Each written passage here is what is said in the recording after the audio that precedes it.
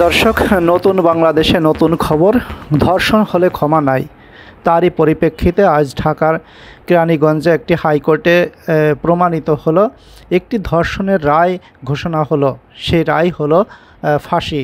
সেই ফাঁসি কার্যক্রম চালু হলো এবং আপনারা দেখতে পাবেন কিছুক্ষণের ভিতরে। আপনারা দেখবেন যে ধর্ষণ করলে কীরকম আদালতে যে আইন আছে সে আইনের পরিপ্রেক্ষিতে কি শাস্তি হতে পারে, তারই ধারাবাহিকতায় আপনারা আমাদের সম্পূর্ণ ভিডিওটি দেখতে থাকুন এবং ধর্ষকের রায় যে আজ ফাঁসি তাই কার্যক্রম হলো। দর্শক, আপনারা আমাদের সাথেই থাকুন, দেখতে থাকুন বিস্তারিত।